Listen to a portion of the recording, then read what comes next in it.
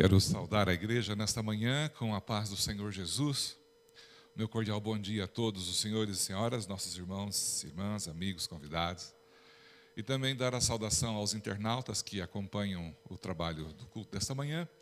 Que você seja ricamente abençoado por Deus também ao ser alcançado pela mensagem desta manhã e deste dia. Eu não sei se você teve chance de cumprimentar alguém nesta manhã, mas que bom que você veio. E eu acho que se você pudesse cumprimentar a pessoa que está ao seu lado, mesmo que seja sua esposa, seu marido, seja seu filho, sua nora, seu genro, sua sogra, diga para ela, que bom que você veio.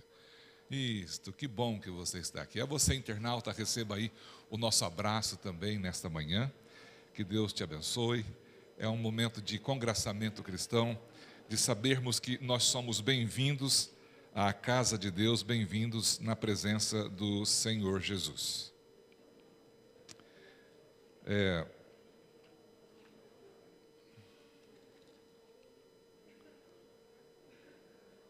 Que bom.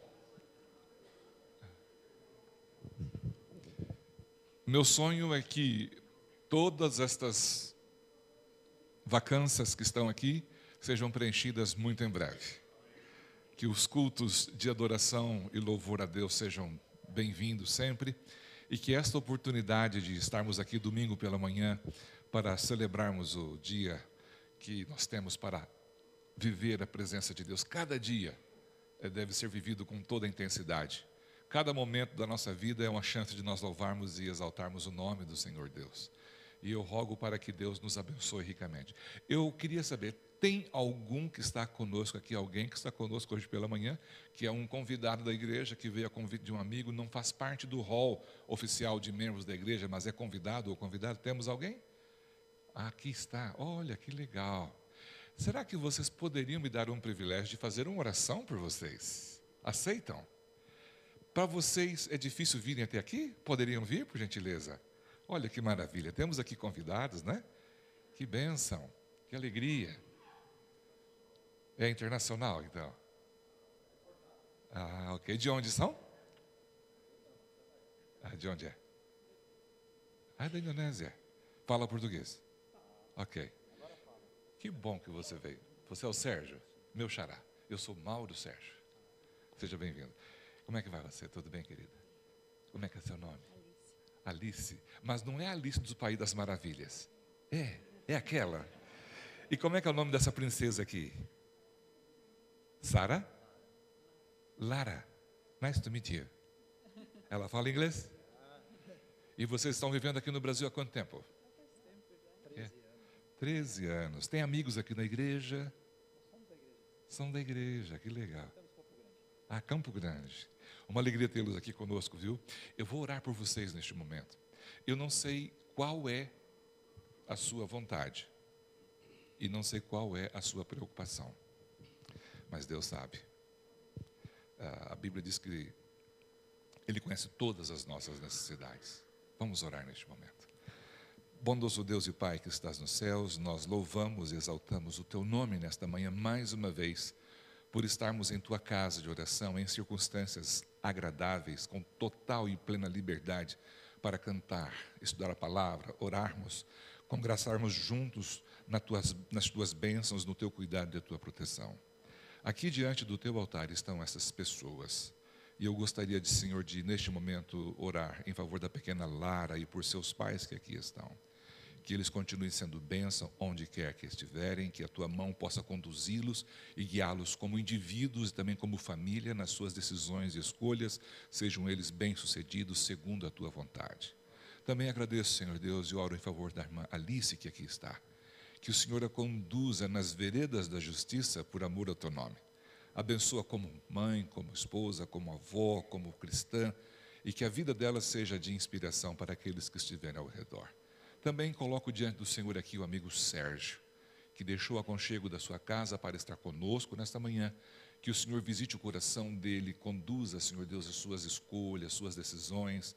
Se houver alguma inquietação por algum assunto de família, de saúde, seja o que for, que o Senhor seja a resposta às suas necessidades. Também oramos em favor de cada um daqueles que acompanham à distância pela internet, que sejam também alcançados por tua providência, por tua misericórdia, e que o cuidado do Senhor seja perceptivo cada instante da vida de cada um de nós. Que o Senhor bendiga este momento que se segue do estudo da palavra, da oração. Nós oramos em nome do Senhor Jesus. Amém, Senhor. Amém. Olha, eu não perguntei o seu nome, mas é o pai da Lara. Isso. Tá bom. Obrigado, Alice, por estar conosco. Obrigado, Sérgio. Muito obrigado por estar conosco. Que alegria podermos receber as pessoas em nossa igreja, na casa de Deus, na casa de oração. A mensagem de Deus nesta manhã está baseada no livro dos Salmos. E eu quero convidar você para abrir a palavra de Deus em Salmo número 1. Eu creio que a maioria de nós sabe, mas sempre é bom recordar que a Bíblia como um todo, ela tem diferentes estilos de literatura. Nós temos os livros chamados livros históricos da Bíblia, por exemplo, 1 Crônicas, 2 Crônicas, 1 e 2 Reis. São livros que retratam parte da história, não tudo, mas ali está o essencial para o nosso conhecimento. Nós temos também os livros que são conhecidos como os Evangelhos, Mateus, Marcos, Lucas, João. Na linguagem teológica é conhecido como os evangelhos sinópticos, né? São 4 evangelhos e cada um deles dá um perfil da pessoa do Senhor Jesus, seu ministério e o plano da salvação. São visões diferentes que completam quando você coloca todos eles em conjunto. Então você tem aí os 4 evangelhos. Depois nós temos as cartas ou epístolas dos apóstolos, como Paulo, João, Tiago, Pedro, que escreveram para os cristãos da sua época. E hoje nós temos lições que podemos absorver e tirar destas cartas, desses escritos. E temos também os livros chamados livros proféticos, que são organizados em 2 maiores segmentos, ou menores, vamos dizer assim. Os profetas que são conhecidos como profetas menores. Por que profetas menores? Não é pelo grau da inspiração que eles tiveram ao escrever o livro sagrado, mas pelo conteúdo, pela quantidade de material que eles produziram sob a inspiração, iluminação e direção do Espírito Santo de Deus.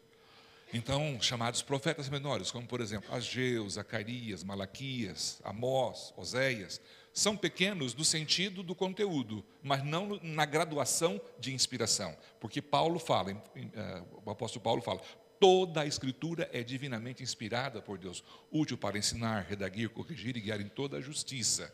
E estes, como nós poderíamos dizer assim, são conteúdos da palavra de Deus. E temos também um outro conteúdo que é a poesia. Nós temos livros poéticos da Bíblia. E o interessante é que na poesia bíblica, na cultura hebraica, semítica, nós temos um diferencial. Que a sua e a minha poesia, nós a temos em forma de rima. A fonética, né, o som das palavras vão terminando e combinam uma fala com a outra. Na poesia hebraica não são palavras que combinam, mas sim conceitos, ideias, pensamentos.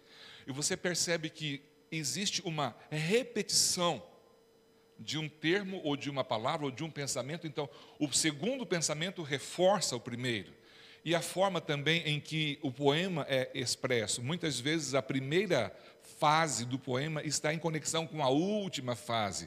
A segunda com a penúltima, e assim vai. Quando chega no meio do poema, existe ali um conceito, uma ideia principal daquilo que o salmista quer verter em sua poesia.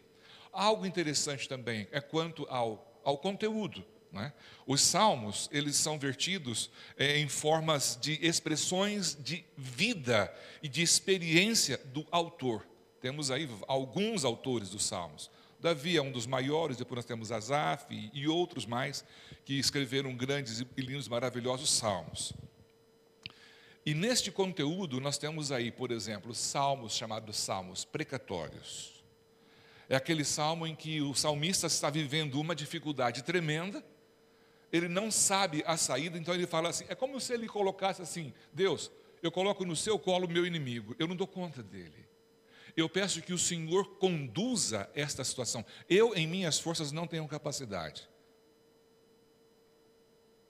Entrega o teu caminho ao Senhor, confia nele, o mais ele fará. Então, esses salmos precatórios, por exemplo, tem um salmo que ele é pesado no sentido da poesia. Felizes aqueles que pegarem seus filhos e derem com eles nas pedras. É um momento em que o salmista está dizendo o seguinte: a gente sofreu como judeu, pela atrocidade com que fomos atingidos pelos assírios, uma atrocidade que vinha para exatamente colocar medo e constranger aqueles que estavam sendo servilizados. Então eles dominavam e pegavam as criancinhas e jogavam as criancinhas contra os muros de pedra. É muito rude, eu não gosto nem de desdobrar muito isso, mas você já pode imaginar o que é você pegar um bebê que ainda amamenta e jogá-lo contra a parede, na presença da própria mãe. Você se lembra no cerco de Jerusalém, quando o profeta fala que as mães comeram o próprio filho? Então, esses salmos, eles são de grande relevância quando você adentra a experiência que o autor está tendo. Alguns salmos aqui, por exemplo, quando Davi fugia dos seus inimigos.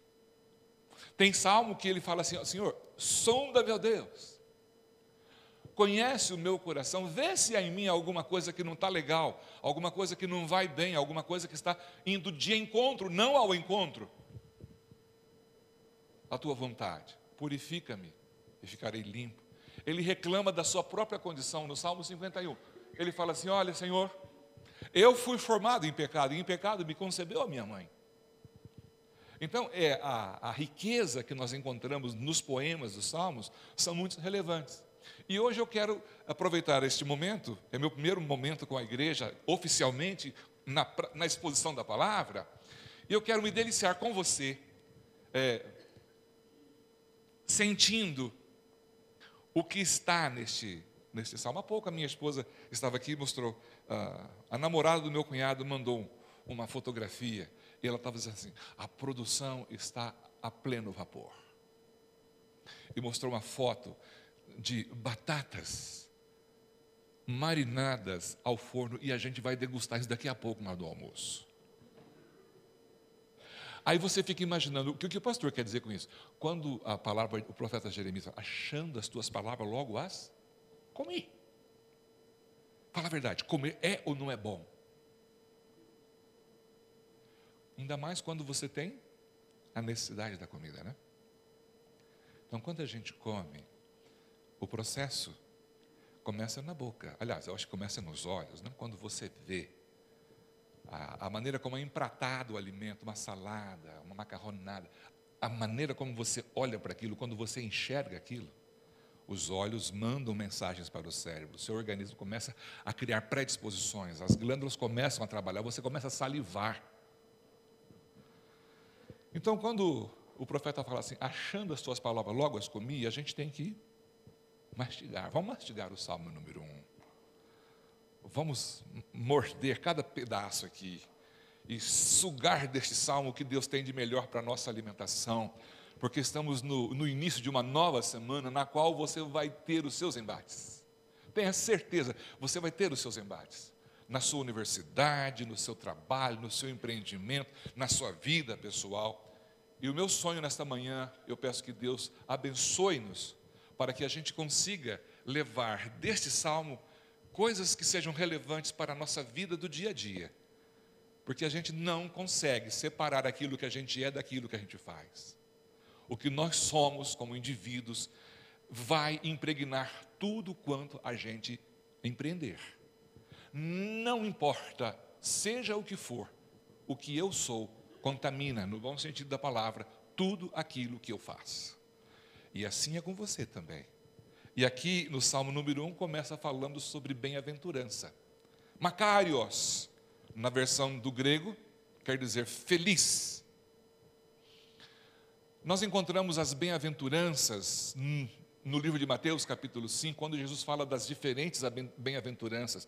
A palavra bem-aventurado significa, na versão que você talvez tenha na sua mão, a Bíblia na linguagem de hoje, a palavra é feliz.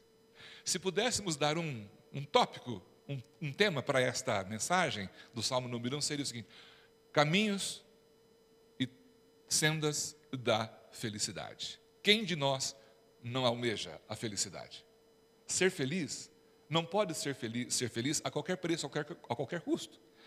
Deus tem mensagens poderosas que nos ajudam a encontrar a felicidade. Talvez ela não seja de imediato, mas a longo prazo, a médio prazo. No mundo imediatista que você e eu vivemos, as pessoas querem no estalar de dedos, é tudo muito rápido, você aperta o botão, a coisa acontece. Ellen White diz no livro Caminho a Cristo que os desígnios de Deus não conhecem adiantamento e nem atraso. Cada coisa acontece no seu tempo. Se alguma coisa ainda não chegou para você, é porque ainda não está no momento. Deus trabalha nas coisas que Ele tem para você. E Deus tem interesse em cada detalhe da sua e da minha vida. Ele se preocupa com a gente. Ele quer prover para você tudo aquilo que você necessita. E a Bíblia diz, o meu Deus, segundo as suas muitas misericórdias, suprirá cada uma das vossas necessidades. Amém? Talvez eu penso que é uma necessidade, mas não é, é um desejo, é um capricho, é uma ambição que eu possa ter, legítima ou não. Eu às vezes penso que eu preciso daquilo. Mas Deus, que conhece o fim desde o princípio, Ele não erra. E Ele jamais negaria para você algo que fosse para a sua felicidade, para o seu bem-estar e, acima de tudo, para a sua vida eterna. Então Ele começa dizendo que quer ser feliz?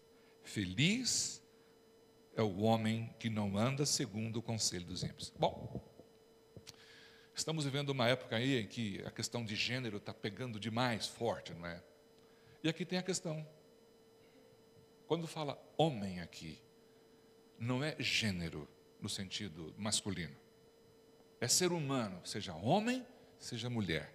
Seja jovem, seja adulto, seja na fase senil, não importa. Feliz o ser humano. Feliz é você, feliz sou eu, felizes somos nós, que buscamos ser obedientes à vontade de Deus. E a primeira das três interessantes narrativas que encontramos aqui, todas elas, as três, são negativas. Não. Não e não. Eu acho interessante que, quando a gente está educando criança, a gente aprende logo, eles aprendem logo cedo, a primeira coisa que eles fazem é não, né? Não. Não pode. E Deus, como um pai de amor, ele fala assim, ó, não. E por detrás de cada não da palavra de Deus, existem bênçãos maravilhosas, mas nós somos às vezes imediatistas. Não anda. Essa expressão não anda significa não mantém um estilo de vida. Essa é a linguagem que nós temos aqui. O ser humano que não cultiva um estilo de vida de acordo com o conselho do ímpio, ou o conselho dos ímpios. Bom, conselho, advertência, dicas, e hoje a moda é o quê? É o coaching. Tem coaching para tudo, não é? Mas eu quero dizer para você que o coaching que você e eu mais necessitamos está aqui na palavra. Buscar-me-eis e me achareis quando me buscar de todo o vosso coração. E aqui, quando a gente lê nesta primeira negativa, eu só preciso estar de acordo com esse relógio está caminhando dentro do horário normal. Tá ok, eu preciso me policiar aqui, porque senão eu me empolgo demais e eu viajo. Ok? Então, quando fala aqui de ímpio, quem é o ímpio? A palavra ímpio é o oposto de pio. E daí vem a palavra piedade. Piedade é a virtude daquele que é piedoso. Piedoso é aquele que se harmoniza com a vontade do Eterno. O ímpio é o oposto disso. É a pessoa que não se importa com o que Deus pensa a respeito, seja em que sentido for, seja em que área for da vida. Então Deus está dizendo, você quer ser feliz, Mauro? Não siga o estilo de vida das pessoas que viram as costas para aquilo que eu quero. Porque eu sei quem você é. Eu criei você para ser feliz. E eu desejo a sua felicidade. E tem coisas que são trazidas pela sua própria natureza, a natureza humana, carnal, que você e eu nascemos com ela, que nos impele naturalmente para fazer aquilo que não é da vontade de Deus. Quer ser feliz? Não vá na onda dos que estão totalmente alheios ao que Deus deseja para a nossa vida de felicidade. E isso é expresso nas poesias, das músicas. Isso é expresso nas propagandas de marketing. Isso é expresso nos programas de televisão, nas novelas. A filosofia do ímpio vai sendo colocada em forma de conta-gotas, vai sendo diluído de forma dissimulada, e quando você chega lá na frente, você não percebeu, mas aquilo te atacou de uma forma tão frontal, tão brutal, tão poderosa, que você fala assim: o que é que eu estou fazendo? É o subproduto que está no seu inconsciente.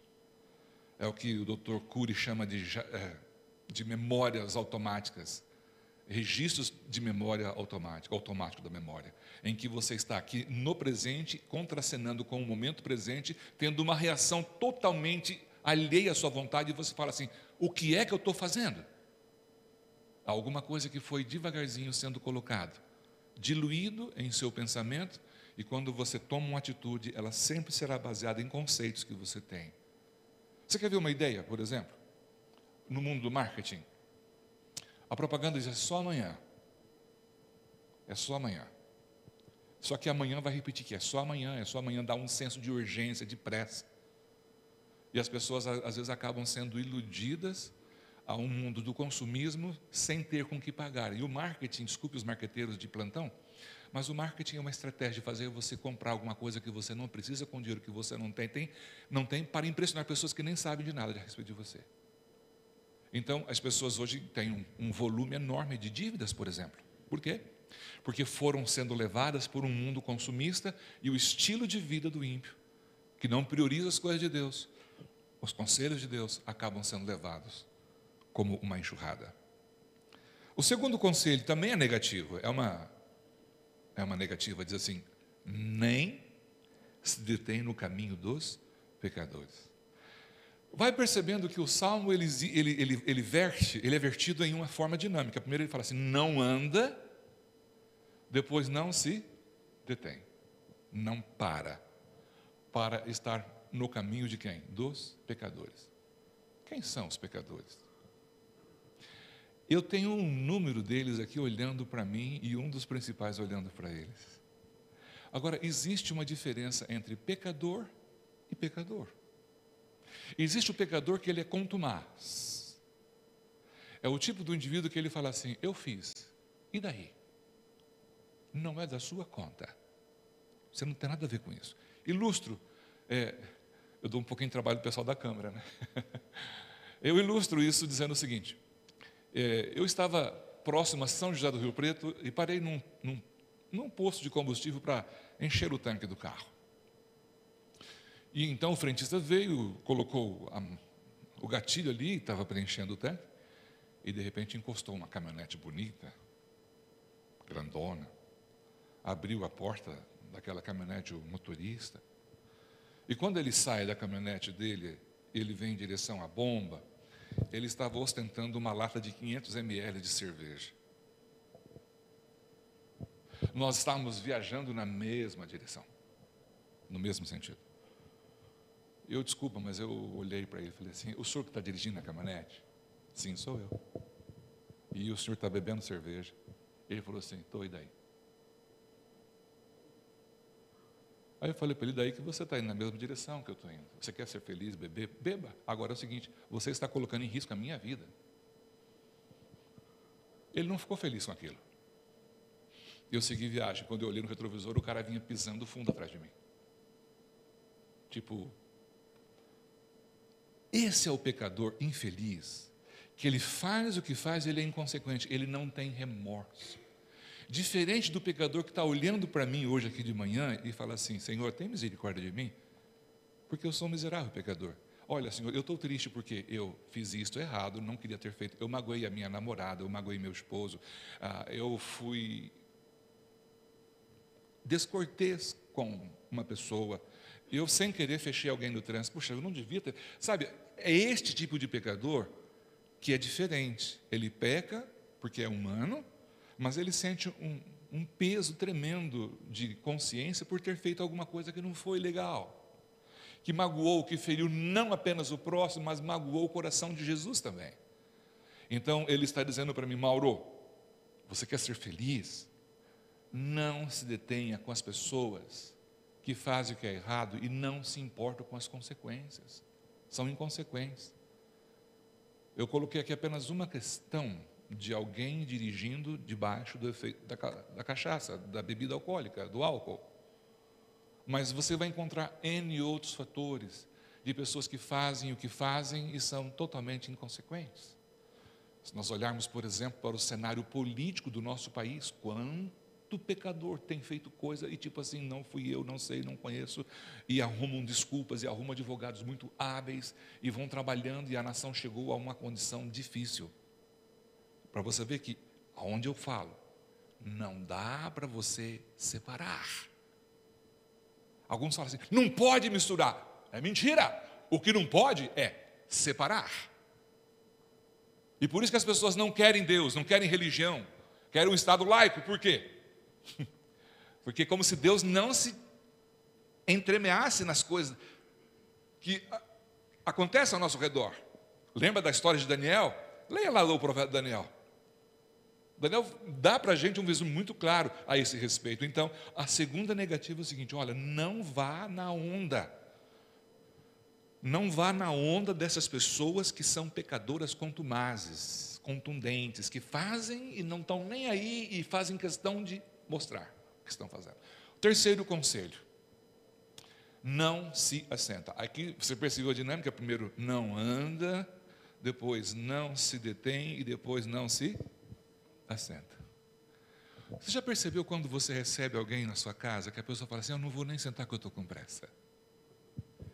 Porque quando você se assenta, e aqui está falando que não se assenta na roda dos escarnecedores. O escarnecer é arrancar pedaços, nacos de carne. É isso que é. Então, quando você se assenta com pessoas que não vivem aquilo que você vive, que não creem naquilo que você crê, e você se dá ao luxo de curtir com essas pessoas e passar horas com eles, você está dando a eles a oportunidade de zombarem das suas convicções, zombarem da fé que você tem, zombarem daquilo que você assumiu como sendo essencial para uma vida cristã, que seja eloquente, que possa falar mesmo sem pregar. Eu gosto muito de uma frase de um amigo meu de formatura, pastor Namuel Estina, que ele diz assim, Mauro, eu acho interessante isso, se você pregue, se necessário, use palavras. Ou seja, o testemunho nosso tem um poder maior. As nossas palavras, elas podem mover, mas o testemunho arrasta. Percebeu a diferença? As palavras podem mover, mas o meu exemplo, o meu testemunho arrasta. O seu testemunho vai ajudar as pessoas a entenderem. Então, nessa dinâmica do verso número 1, eu acho muito relevante isto, os escarnecedores. Por quê? Porque a gente não... Eu vou usar uma expressão aqui e vou explicá-la. Ela é bem jovem, não sei se está na moda ainda, curtir. A minha avó, ela, de vez em quando, ela fazia uma garrafa de pimenta malagueta. E ela falava assim, eu vou pôr para curtir. Ela escolhia as sementes, as pimentas, lavava todas elas, depois colocava uma por uma dentro de uma garrafa de cor âmbar mais escura. Vertia ali dentro azeite, um pouco de sal, um pouco de vinagre e às vezes colocava alguma outra coisa, tipo um sal. Colocava uma cortiça, uma rolha e colocava num lugar escuro. Eu falei, vó, ok? Ela falou assim, é a pimenta, meu filho, para curtir. E aí o que acontece? O curtir significa o seguinte, o sabor do azeite, o sabor do vinagre, o sabor do sal, às vezes do alho, entremeia toda a trama da pimenta, a parte da polpa da pimenta. E aquele sabor especial da pimenta vai para o vinagre, vai para o azeite e para outras coisas. Então, como se fosse um processo de osmose. Vaza e ao mesmo tempo que vaza de você, você recebe do outro. Então, quando a gente não curte, é isto. Porque quando você se assenta, não existe esse negócio de ser neutro. Sabia que você calado já está dando uma mensagem? Há um dizer que fala assim, quem cala consente? Nem sempre. Às vezes você prefere calar-se. Então, os três primeiros versos, as três primeiras negativas deste salmo, me ensinam a este respeito, que se eu busco felicidade, a felicidade tem um custo. Às vezes nós vemos as pessoas quererem sucesso a qualquer preço. Sabe, irmãos, A vida demanda da gente dedicação, esforço, aplicação. Ninguém chega a um determinado posto, ninguém chega a um determinado nível na vida tocando flauta. Essa expressão acho que os irmãos conhecem, levando a vida de boa. A vida demanda da gente aplicação, seriedade, determinação, afinco. Às vezes você vai ter que gastar 1 hora a mais ou 2, talvez um livro a mais que você leu, quem sabe 1 hora a mais que você orou, 1 hora a mais que você dedicou. Às vezes não vai ser nem questão de horas, às vezes vai ser questão de minutos da sua dedicação. Deus deseja para a sua igreja a excelência. Nós podemos ir mais, nós podemos ir além, quando nós dependemos da comunhão diária com Deus. Agora você percebe o pensamento que vem a seguir, ele faz um contraste, uma comparação com o verso anterior. Ele fala, olha, feliz é o homem que não anda, que não se detém e nem se assenta. Aí ele fala assim, pelo contrário, antes o seu prazer está na lei do Senhor.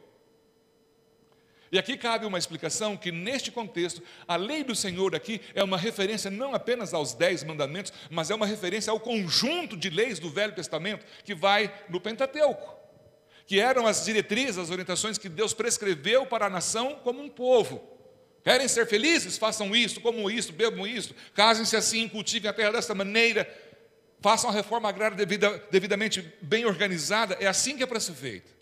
E o povo fala assim, tudo que o Senhor disser, isso nós faremos. Antes de andar, deter-se e assentar-se, tem prazer em outras coisas. Em outras palavras, curte as coisas de Deus. E eu olho para vocês aqui, hoje de manhã, domingo, 9 horas da manhã, todos os senhores aqui. Você sabe que a pessoa dá um nó na mente da pessoa. E que não consegue desatar aquilo. Assim, não entendo o que esses crentes colocam a Bíblia debaixo do braço. Primeiro dia da semana, domingão, um sol desse, o parque ali pertinho, e os camaradas estão lá sentados numa igreja ouvindo um pregador. As coisas espirituais, elas só podem ser discernidas espiritualmente. Não dá para explicar o inexplicável. O que acontece hoje de manhã com você e comigo aqui, chama-se milagre de Deus. De você estar na casa do Senhor, buscando ao Senhor, na primeira hora do dia, do primeiro dia da semana, dizendo assim, Deus, olha para mim aqui. Eu vim não para me justificar, eu não vim para dizer ao Senhor que eu sou um baita crente. Eu vim para dizer ao Senhor que eu preciso da Tua graça, eu preciso da Tua misericórdia. E aí você começa a ler a Bíblia e às vezes não está entendendo e você fica ali patinando. Eu vou dizer uma coisa para você. Não é o quanto você lê, mas é o quanto você absorve daquilo que você lê. Então, o seu prazer está na lei do Senhor e na sua lei medita de dia e de noite. Nós temos hoje no país um índice muito grande de deficiência no setor da educação, por exemplo, em que muitos alunos vão para fazer uma prova por escrita, uma prova escrita, e eles têm dificuldade de expressar. Eles não conseguem interpretar o que leem, porque eles gastam tempo demais assistindo, eu posso usar a palavra lixo,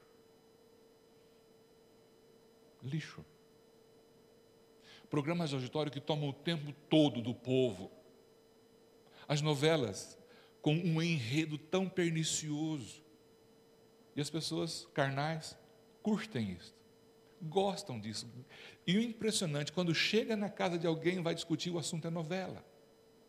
Eu fico tão feliz quando eu estou com o meu povo, o povo cristão,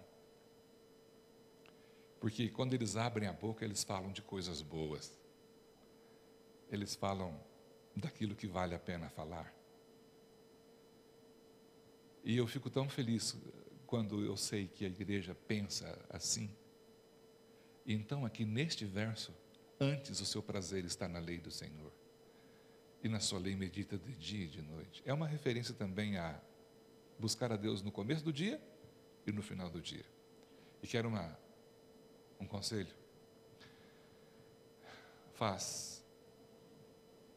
quase 15 anos que eu tenho tido a alegria de não sair do meu quarto sem primeiro ter o meu tempo com Jesus. Primeira hora do dia é sagrada. Essa primeira hora do dia, já falei aqui esses dias, já me encontrou, ou encontrou-me em lugares e circunstâncias bem adversas. Mesmo no dia em que minha mãe estava dentro de um esquife gelada para ser sepultada. Eu não deixei de ir à presença de Deus. Hoje pela manhã, antes de chegar aqui, eu estive na presença do Senhor. E eu orei por todos os nossos anciãos.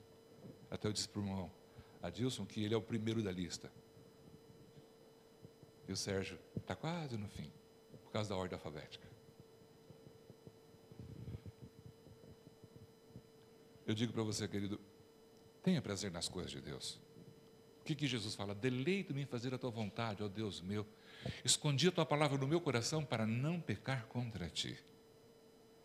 Então, o verso número 2 fala para mim e para você da alegria que nós temos que encontrar nas coisas de Deus. Pastor, eu não consigo. Ok, faz o seguinte, começa devagarzinho.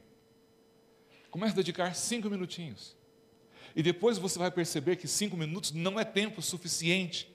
E você vai ter necessidade de mais tempo e mais tempo. Então, você pega, morde a porção e vai para o trabalho e vai mastigando, e vai deglutindo aquilo, e vai pensando. Deixa marinando ali no seu cérebro aquele verso. O que este verso tem a ver com o dia de hoje? O que esse verso tem a ver com as minhas decisões terrenas e também, porque as decisões que você toma hoje aqui, elas são preparativas para o que você vai viver na eternidade. Porque a vida deste mundo aqui é o quê? Uma vida de separação. Você está aprendendo a comer como vai comer no céu, a negociar como se você fosse negociar no céu. Você vai viver com anjos, amém? Então o verso 2 me ensina que meditar na lei de Deus faz bem. E qual é a consequência disso? O verso 3 mostra. A consequência é que você será semelhante, comparado a uma árvore plantada junto a ribeiro de águas, a qual dá o seu fruto na estação própria e cujas folhas não caem. Ponto. Tem uma frase importante que vem a seguir, eu quero pensá-la com mais cuidado. Quando nós morávamos na África, eu tive a oportunidade de ir na divisa da África do Sul, acho que foi com a Namíbia, e a divisória era um rio, mas era a época da seca. Tudo ao redor, a savana estava seca, mas junto ao leito do rio, a vegetação ainda tinha um pouco mais de viçosidade. E algumas das vezes, alguns animais vêm no leito seco do rio e começam a escavar, porque um pouco mais abaixo eles encontram água para a sua subsistência. Quando você mantém a comunhão com Deus, quando você tem prazer na lei de Deus, medita nela de dia e de noite, você se torna uma pessoa produtiva no seu trabalho, no seu casamento, na sua vida particular, pessoal. É a promessa de Deus, não é promessa minha, está escrito aqui. Gaste tempo com Deus, Ele é mais importante do que qualquer outra coisa. Ele diz, sem mim nada podeis fazer, nada. Você e eu talvez não tenhamos noção do que é o nada, porque quando a gente nasceu já estava envolvido por uma série de coisas, pessoas, equipamentos, médicos, enfermeiras. A gente não tem noção do que é o nada. A gente tem uma percepção, a gente fala assim, nada sem mim vocês podem fazer, nem mover uma palha. E o texto do Salmo, a poesia, me diz assim, que você faz e as folhas, como uma árvore que dá o fruto, na estação própria. Permanecei em mim e eu permanecerei em vós, e assim vocês darão fruto.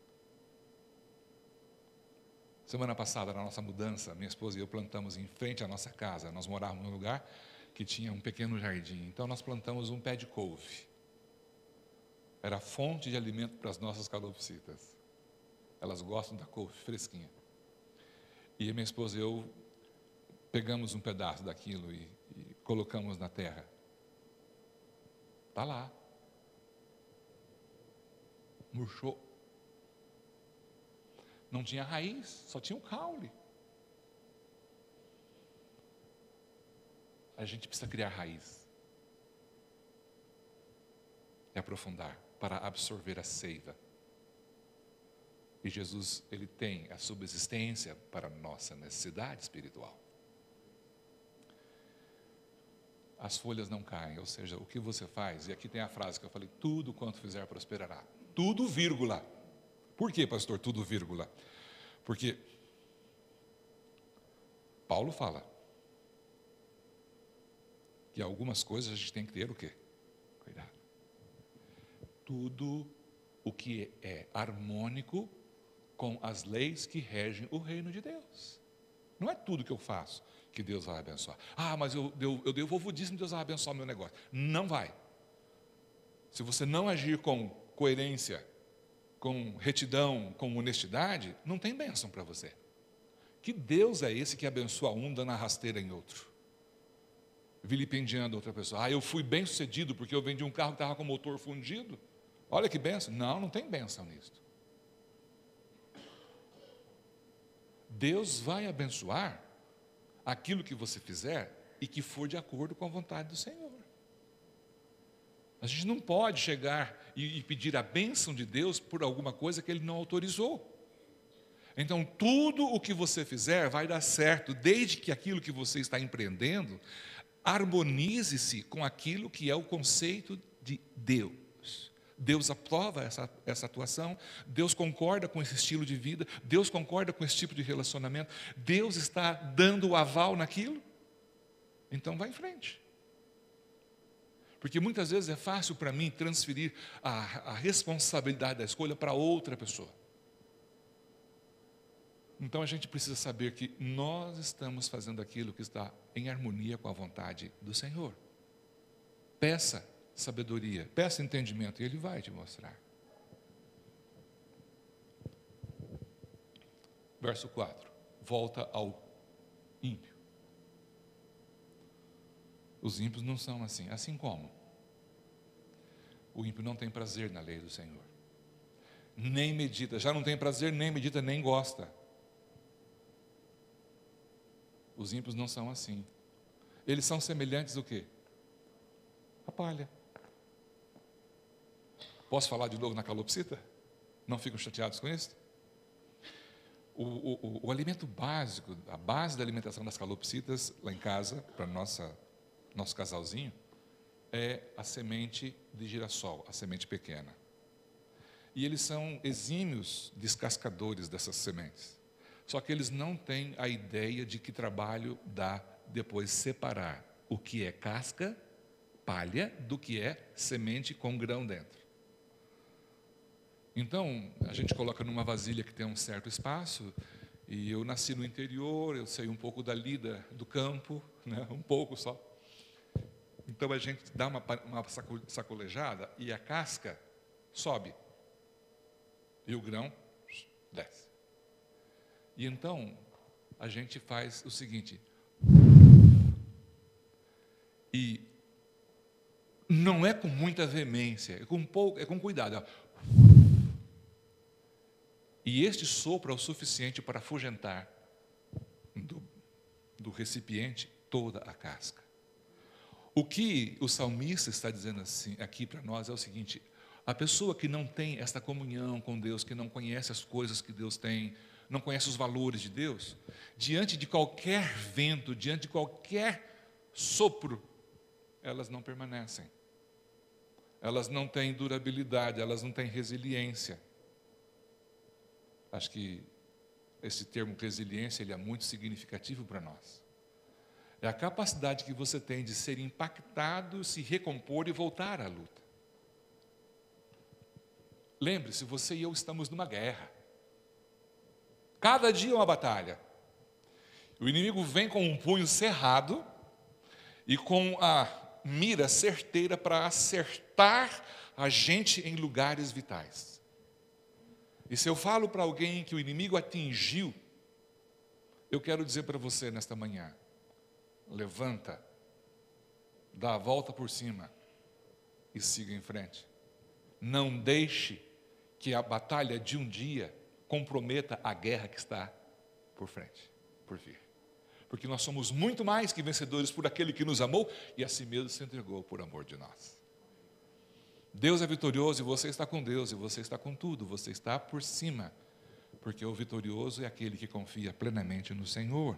Então, não é qualquer coisa que você faz que está de acordo, tem que ser conforme a vontade de Deus, e o ímpio, ele não permanece. E aqui tem algo interessante, Pelo que o ímpio, ou os ímpios, não subsistirão no juízo, nem os pecadores na congregação dos justos. Por quê? Porque não há harmonia entre a luz e as trevas. A gente precisa levar a eles o Evangelho, precisa testemunhar a eles, mas não é necessário que nós nos associemos a eles. Às vezes nós temos a tendência de baixar um pouco a norma para alcançar, nós temos que manter a norma, não é ser um fariseu, mas é manter aquilo que é correto. É fazer o que tem que ser feito, porque tem que ser feito e é de acordo com a vontade de Deus. Quando você negocia princípios, você compromete o todo. Costumes a gente pode até negociar, mas princípios e valores, esses têm que ser mantidos. E é o tempo em que você e eu vivemos, onde existe o chamado relativismo. O que é o relativismo? Depende. Depende. O que antes era erro, hoje não é mais. O que era pecado antes, não é mais pecado hoje. Será que é assim? Então, aqui no texto da palavra, o ímpio, ele não consegue permanecer porque incomoda. Incomoda muito. Porque a gente não compartilha tudo igual. E eu finalizo com o último verso. Pois o Senhor conhece o caminho dos justos, mas o caminho do ímpio perecerá. Eu poderia dizer assim, olha para cá, presta atenção. Deus conhece o caminho do justo. E eu trocaria a palavra justo e adaptaria nomes de pessoas. O seu nome cabe aí, porque Deus conhece o Ivica Elaine. Deus conhece o justo. Deus sabe tudo. Deus ouve e Deus vê. Que nesta manhã, ao sair da presença de Deus, você tenha esta percepção de que Deus dirige a sua vida e que Ele vai conduzir você nas veredas da justiça por amor ao nome dEle. Porque Ele deseja felicidade para seus filhos, mesmo que às vezes ela não seja tão plena nessa terra, ela será plena na eternidade.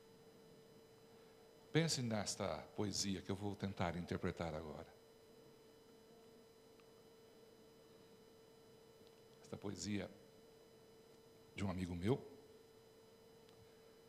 onde a gente entende a respeito do que acontece com a gente. Deus sabe, Deus ouve, Deus vê. E a segunda parte diz assim: se a vida levou os castelos que em sonhos você construiu, não dê por vencidos seus planos, entregue sua vida a Deus. Deus sabe o que vai dentro da alma. Deus ouve a oração suplicante. Deus vê sua angústia e o acalma. Deus sabe, Deus ouve, Deus vê. Amém? Ele tem o poder de fazer de você um verdadeiro gigante. E o mais maravilhoso é que Ele te conhece. Melhor do que sua esposa, melhor do que o seu marido, melhor do que o seu pai, melhor do que a sua mãe. Você vai sair daqui agora de manhã e vai para a vida. Lembre-se disso. Cada decisão estará exercendo um impacto que resultará na sua decisão final de que lado você e eu passaremos a eternidade. Vivemos um tempo solene e Deus deseja felicidade aqui e também na eternidade. Eu posso orar por você nesta manhã. Você permite isso? Você deseja buscar essa felicidade? Se você deseja pedir a Deus esse tipo de felicidade, que o custo, o ônus disso daqui envolve tudo: renúncia, entrega, resiliência e tantas outras importantes coisas. Mas o mais importante de tudo é que você é mais que vencedor, por amor daquele que amou você e me amou também, o Senhor Jesus. Se você deseja receber esta graça nesta manhã, eu quero convidar você a levantar a sua mão onde você está. Eu quero orar por você, pedir que Deus te abençoe. Deus de amor e bondade, este Salmo número 1 nos ensina a respeito do segredo da felicidade, de seguir a tua vontade, deixando de lado algumas práticas comuns para aqueles que são chamados de ímpios, que não têm nenhuma harmonia, nenhum interesse, nenhuma concordância, nenhuma consonância com a tua vontade. Agora, Senhor, não deixe que a gente fique arrogante, prepotente, se achando, se sentindo melhor que os outros, mas ajuda-nos a entender a responsabilidade que nós temos, onde o Senhor nos colocar nas horas da semana que se segue. Que a nossa prece seja: Senhor, cuida de mim, unge os meus lábios, unge o meu pensamento, me ajuda nas escolhas, que as minhas decisões sejam harmônicas com a tua vontade e que eu viva um evangelho que seja inseparável daquilo que eu como, daquilo que eu bebo, daquilo que eu falo, da maneira como eu negocio, na maneira como eu gerencio, na maneira como eu faço a minha paternidade, a minha maternidade. Enfim, Senhor, que a nossa vida esteja inteiramente diante do teu altar. Nós entregamos esta semana, este dia, aos teus cuidados, e que no início de cada dia nós tenhamos um tempo para estar com o Senhor e ouvir a tua voz falar ao nosso coração. Te oramos agradecidos em nome de Jesus. Amém.